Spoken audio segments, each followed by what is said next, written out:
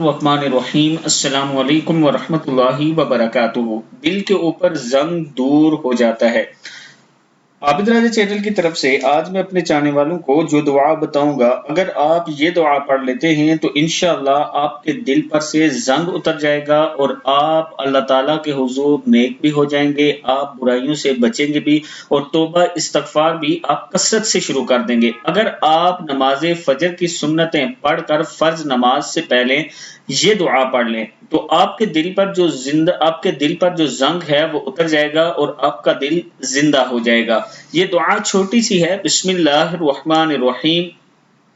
یا حی یا قیوم لا الہ الا انت برحمتک استغیث۔ یا حی یا قیوم لا الہ الا انت برحمتک استغیث۔